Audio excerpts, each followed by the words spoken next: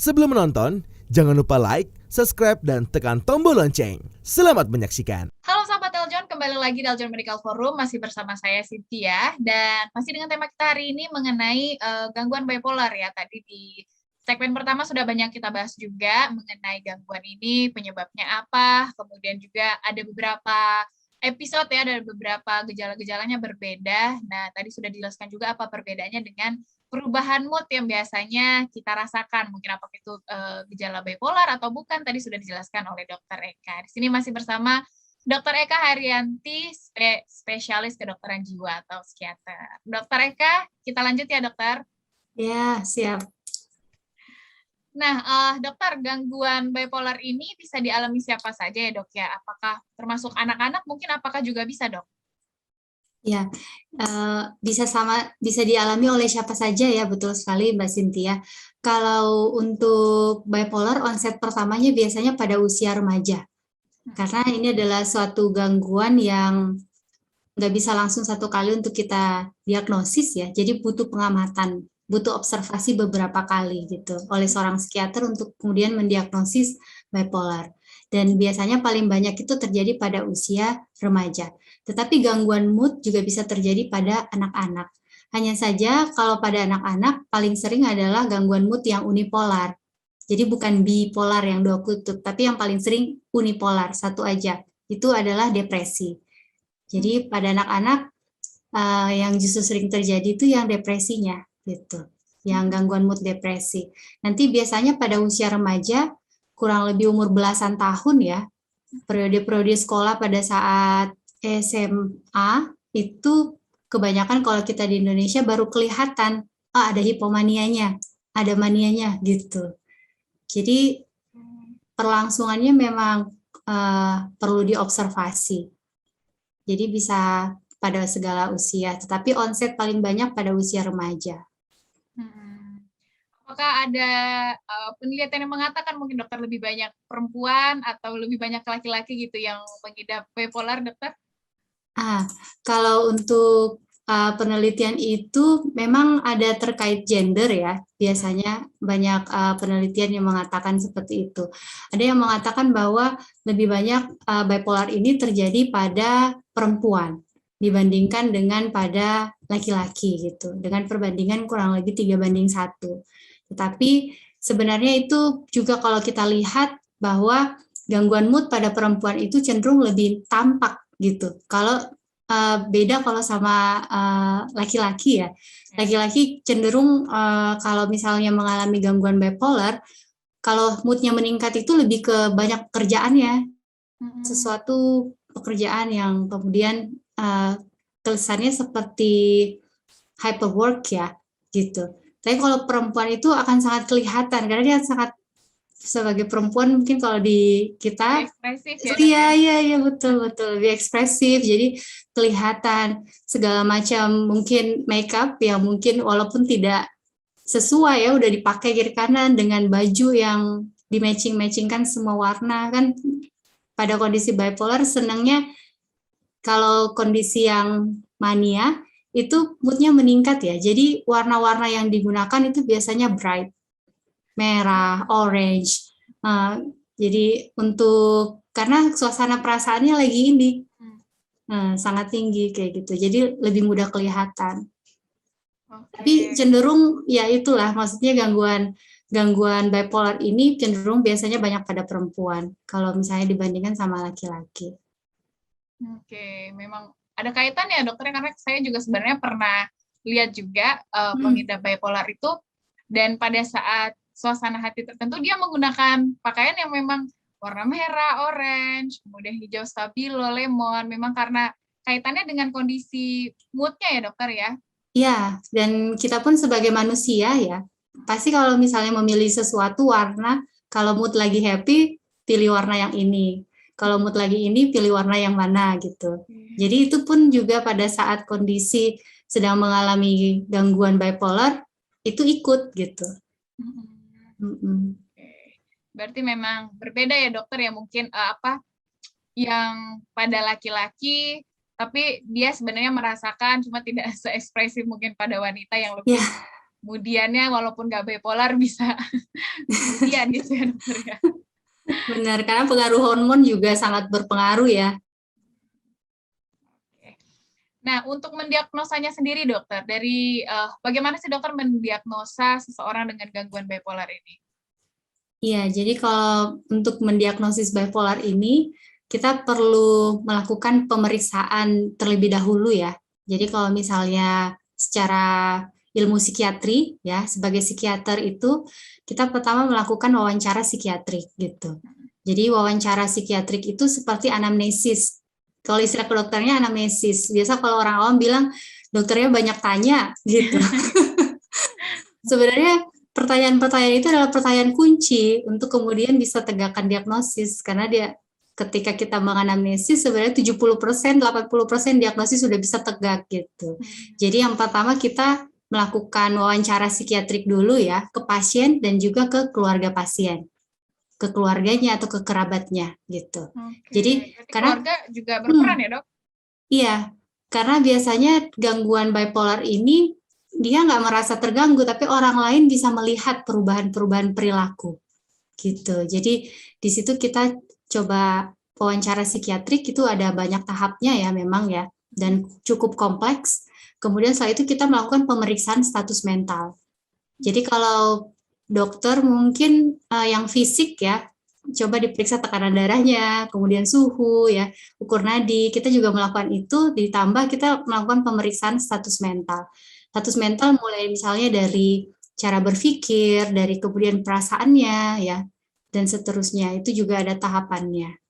Jadi dari pemeriksaan status mental tadi, dengan itu ya, kemudian kita harus menyingkirkan apakah kondisi gangguan mentalnya sekarang ini dipengaruhi oleh suatu zat, misalnya nafsa.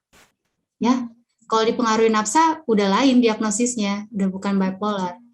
Ataukah yang kedua, kalau misalnya dipengaruhi gangguan medis tertentu, misalnya ada menderita penyakit tertentu ya, misalnya tumor di otak ya, kayak gitu. Atau misalnya penyakit lain yang mempengaruhi otak gitu. Nah, itu udah bukan diagnosis secara fungsional bipolar gitu. Jadi ketika ini kita udah rule out, kita udah singkirkan ya, kemudian barulah kita bisa menegakkan diagnosis bipolar itu. Itu pun biasa kalau untuk satu kali pertemuan belum bisa dapat semuanya.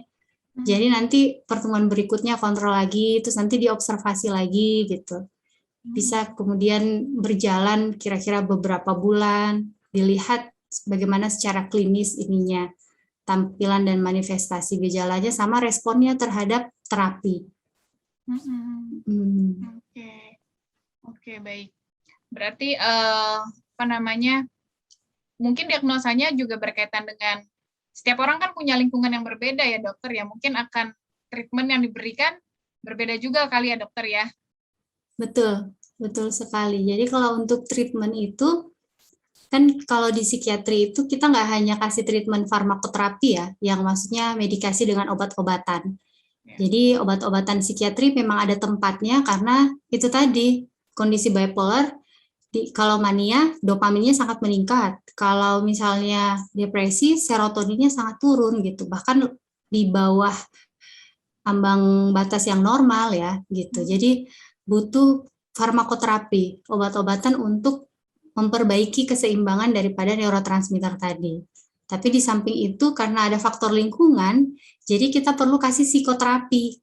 Nah, psikoterapi ini betul sekali tadi kata Mbak Cynthia sangat tergantung dengan kondisi lingkungannya.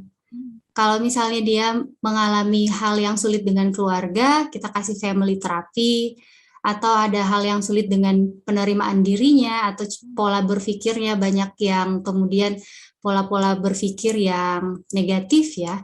Nah, itu kita bisa kasih misalnya terapi CBT ya, Cognitive Behavioral Therapy, atau misalnya dia lebih butuh ke hal-hal yang bikin dia rileks misalnya ya, ada model terapi yang terapi relaksasi, jadi itu sangat tergantung dengan kondisi lingkungan. Oke, baik. Jadi nggak bisa sembarangan diagnosa sendiri ya dokter ya, memang harus diagnosa ke dokter. Iya, itu betul sekali. Jadi jangan self-diagnosis karena itu membahayakan diri sendiri dan orang lain. Betul. Jadi yang tadinya sebenarnya mungkin bukan bipolar gitu ya dokter ya, karena merasakan itu akhirnya bisa berakibat fatal. Iya, jangan sampai jadi excuse kan. Maksudnya jadi excuse kemana-mana bilang saya nggak bisa ngerjain ini karena saya bipolar misalnya. Padahal itu pekerjaannya dia gitu. Tanpa misalnya benar-benar diagnosis dari ahlinya gitu. Jadi sebenarnya kapan nih dokter harus ke dokter? Jadi harus ke dokter kalau misalnya sudah ada disfungsi ya, secara sosial dan secara pekerjaan. Kalau tadinya kita bisa melakukan pekerjaan sehari-hari, terus misalnya udah nggak bisa dilakukan, kemudian kayaknya hubungan kita sama banyak orang jadi sulit gitu. Nah, dan ada suasana perasaan yang sangat ekstrim ya, sedihnya ekstrim sekali dan itu berlangsung kurang lebih 2 minggu, atau misalnya senangnya juga sangat ekstrim sampai melakukan perilaku-perilaku yang beresiko. Ataupun misalnya kalau ada ide-ide self-harm ya, atau ide-ide bunuh diri, itu biasa pada kondisi depresi, karena ini suatu gejala tambahan juga dari kondisi depresinya. Jadi kalau udah ada gejala seperti itu dan itu mengganggu kehidupan sehari-hari ya, semua orang berhak untuk hidup sehat, berpikir, berfungsi, berperasaan, jadi bisa berkarya dengan sebaik-baiknya. Contoh kayak Mbak Cynthia bisa berkarya dengan sangat baik. Jadi itu karena bagaimana caranya kita mempertahankan kondisi kesehatan mental kita gitu. Jadi ketika ada warning sign seperti itu udah tanda untuk mencari pertolongan psikiater atau psikolog. Oke. Jadi memang yang paling terparah depresi sampai akhirnya mungkin ada keinginan bunuh diri itu bisa terjadi ya dok ya? Betul, bisa terjadi. Even mungkin mania juga bisa. Di beberapa kasus kalau dengan psikotik biasanya mendengarkan suara yang memerintahkan dia untuk misalnya loncat dari ketinggian bisa dia lakukan kayak gitu. Jadi ada hal yang kalau membahayakan diri sendiri itu perlu kita lihat lebih dini ya. Jadi jangan sampai hal ini yang kemudian membuat seseorang itu jadi kemudian kayak merasa ragu untuk meminta bantuan. Oke. Nah, efek sampingnya juga dokter, ada nggak sih dokter untuk tidak hanya mental tapi juga fisik gitu dokter? Apakah dia merasakan sakit atau katanya ada asam lambung kah atau seperti apa dokter? Apakah ada kaitannya bipolar ini bisa demikian juga? Iya, benar sekali ya Mbak Cynthia. Jadi mungkin pernah dengar ada keluhan-keluhan seperti itu. Jadi ada yang istilahnya juga bipolar yang dengan anxiety. Jadi di DSM-5 itu ya, di manual diagnosis untuk gangguan mental itu sudah ada specified anxiety-nya gitu untuk kondisi-kondisi bipolar. Nah, orang dengan bipolar yang punya secara spesifik gejala-gejala anxious ya, itu bisa mengalami kondisi-kondisi seperti gejala-gejala keluhan psikosomatik. Jadi tiba-tiba mahnya sering kambuh, padahal makannya teratur ya. Nggak tahu nih kenapa mahnya sering kambuh, atau sering sakit kepala, lehernya tegang ya. Kemudian sedikit-sedikit kayak rasanya tenggorokannya nggak nyaman gitu, kayak rasa gatal, rasa ini, terus badannya pegal, itu bisa sekali terjadi. Jadi berbahaya sebenarnya dokter ya, yang ternyata mungkin orang-orang merasa ini kan mental, tidak terlihat orang lain, tidak dirasakan seperti asam lambung, apa kan berasa sakitnya ya dokter ya, tapi ternyata dampaknya parah juga. Nah, untuk pengobatannya sendiri dokter, bagaimana dokter? Ya, jadi kalau misalnya untuk pengobatannya, yang tadi ya dengan farmakoterapi sama dengan yang psikoterapi tadi. Jadi yang farmakoterapi biasanya diberikan obat-obat yang untuk anti mania ya. Kalau lagi kondisi episode mania, kalau kondisi episode depresi kita berikan dosis kecil aja antidepresan. Karena kalau dikasih dosis besar nanti tiba-tiba langsung manik gitu. Jadi eh, perlu dilihat penggunaan antidepresan ini juga perlu berhati-hati. Kalau udah switch moodnya udah bagus, udah kita stop, kita kasih langsung mood stabilizer. Jadi bagaimana agar moodnya itu tetap stabil gitu. Sama psikoterapi. Nah, kadang-kadang ini psikoterapi yang memerlukan beberapa sesi ya. Bisa sampai 8-10 sesi dan selanjutnya. Nah, kadang-kadang ada pasien yang mungkin karena udah merasa sehat, udah deh saya nggak mau datang ini ke psikoterapi ke sesi, males gitu kan. Padahal kayaknya saya sudah sehat. Padahal itulah yang akan membuat membuat dia bisa mempertahankan kondisi sehat mentalnya gitu. Oke. Terus dokter katanya penderita bipolar itu harus minum obat terus-menerus, dokter. Itu benar nggak sih, dokter? Nah, ini sebenarnya case per case. Jadi tergantung kasusnya. Yang pertama, apakah kasusnya ini first episode atau berulang gitu. Kalau yang baru first episode, biasanya cepat ditangani, akan segera remisi, paling kasih obat untuk mempertahankan kondisinya sampai benar-benar remisi sempurna, ya. Kita bilangnya sembuh. Apa bisa kambuh, Dok? Bisa kambuh. Karena itu tadi, genetik yang tadi. Jadi harus ada perubahan lifestyle, pola hidup, lingkungan gitu. Karena sangat berpengaruh sama lingkungan juga, kondisi sosialnya gitu, dan cara coping, maksudnya cara dia dalam menghadapi stres secara sosial. Jadi kalau dia bisa udah mempelajari cara coping dengan baik dalam sesi-sesi psikoterapi ya, obatnya udah stop, udah ini, dia tetap bisa mempertahankan coping dengan baik, itu bisa bagus gitu. Tapi seringkali lebih banyak karena nggak patuh minum obat ya, kemudian sering jadinya sudah beberapa kali episodenya ya, mungkin udah 2 atau lebih dari 3 atau bahkan lebih dari 5, nah itu yang kira-kira agak cukup berat gitu, karena ketika tidak diobati, maka gangguan yang terjadi di dalam otak neurotransmitter itu akan progresif, akan terus berkembang.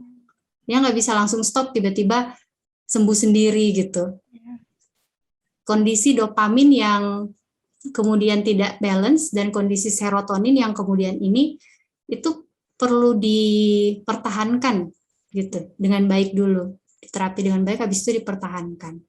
Jadi kalau ditanya apakah akan minum obat seumur hidup, Dok, untuk beberapa kasus ada. Itu kalau yang udah mungkin tahunan ya, selalu berulang, mungkin secara genetik juga kondisi otaknya sangat rentan gitu. Dan kayaknya nggak ada cara lain untuk menstabilkan kondisi dopamin dan serotonin yang tidak balance itu di dalam otak. Sama kan kayak misalnya orang dengan hipertensi, kemudian orang dengan penyakit diabetes mellitus atau penyakit gula, itu kalau nggak minum obatnya lagi, gulanya pasti naik. Tekanan darahnya pasti naik pada kondisi yang hipertensi kalau nggak minum obat. Tapi apa semua seperti itu? Enggak, tergantung kasusnya gitu. Jadi memang pendekatannya itu case per case. Tetapi meskipun misalnya juga dokter mengatakan minum obatnya terus ya gitu, karena kondisinya mungkin udah bertahun-tahun dan dilihat pola perjalanan penyakitnya selalu rekuren ya, berulang, ya nggak apa-apa. Maksudnya minum obat itu nggak akan, selama itu bisa membuat dia tetap sehat mental, tetap produktif, kan kuncinya di produktifnya ya, tetap bisa kerja, bersosialisasi dengan baik, whatever it takes, itulah jalan yang terbaik gitu. Oke, jadi memang tergantung kasus ya dokter ya, ada yang harus minum obat atau enggak. Tapi dokter, sebenarnya obat untuk gangguan kesehatan mental ini ya dokter ya, sebenarnya tuh untuk apa sih dokter? Mungkin masih banyak yang bertanya-tanya ya, kalau kita misalnya lagi sakit gigi, minum obat sakit gigi mungkin untuk mengeredakan nyerinya gitu. Nah, untuk gangguan jiwa ini berarti gimana dokter? Obat ini bekerja buat apa kira-kira dok? Jadi kalau misalnya untuk gangguan jiwa, obat-obat dengan kondisi ini seperti tadi yang saya jelaskan ya, karena ada kondisi di mana neurotransmitter di dalam otak itu tidak seimbang. Sehingga ketika misalnya contoh salah satu zat kimia dopamin, pada saat seseorang dengan mania itu biasanya dopaminnya meningkat, glutamatnya meningkat, jadi akhirnya dikasih mood stabilizer ya. Kadang dikasih golongan antidopamin yang ringan, nah itu untuk menurunkan kondisi hiperdopaminergik yang tadi dan hiperglutamatergik ya. Jadi itu untuk menurunkan kondisi itu agar jumlahnya itu balance di dalam otak sehingga otak bisa berfungsi kembali, berpikir dan berperasaan yang sesuai gitu. Jadi kurang lebih seperti itu fungsi daripada obatnya. Kalau untuk kayak antidepresan ya, kayak untuk meningkatkan serotonin itu biasanya juga akan memperbaiki sel saraf yang di dalam otak. Jadi dia tujuannya untuk menghambat serotonin itu terdegradasi dengan cepat. Jadi serotonin masih ada banyak gitu di dalam otak karena kita butuh serotonin untuk bisa berperasaan dan berpikir dengan baik. Ketika misalnya ini turun, obat itu diberikan untuk biar serotonin kita jumlahnya naik ya atau meningkat, tetapi juga di satu sisi obat ini akan melakukan remodeling. Jadi remodeling itu memperbaiki sel saraf itu sendiri dalam beregenerasi gitu. Jadi mengapa harus diminum long term sih dok? Gitu kan banyak kadang-kadang pasien yang udah mengeluh ya, misalnya kok harus 6 bulan sih, kok harus 1 tahun sih dok gitu. Karena efektivitasnya akan ada di situ pada saat otak udah remodeling, ada sel saraf baru, tetapi dia dikondisikan dengan obat ini ya, itu nanti bisa tersusun regenerasi sel yang baru yang lebih adaptif gitu untuk kondisi sehat mentalnya. Jadi kurang lebih seperti itu Mbak Cynthia ya untuk obatnya. Oke, baik. Tapi dokter, banyak mungkin kasus yang benar-benar sembuh gitu dokter, dia tidak perlu lagi datang untuk ke psikiater atau tidak perlu minum obat, benar-benar total sembuh, itu ada dokter ya? Kalau selama saya praktek ya, dalam hal ini ada yang benar-benar sembuh ada ya. Jadi istilahnya remisi sempurna. Itu yang kita katakan ya, remisi sempurna. Tetapi bisa misalnya dalam 3 tahun atau 5 tahun dia tiba-tiba mengalami suatu stres lingkungan yang berat, itu bisa saja langsung tiba-tiba mengganggu ininya. Mengganggu kembali ketahanan dari neurotransmitter tadi yang udah balance gitu. Mengganggu ketahanan kembali secara psikologisnya. Jadi bisa saja kembali rekuren gitu. Sama kan kayak misalnya kita flu ya, kita minum obat, udah flu-nya udah berhenti. Ada jaminan nggak kita nggak flu lagi di masa yang akan datang?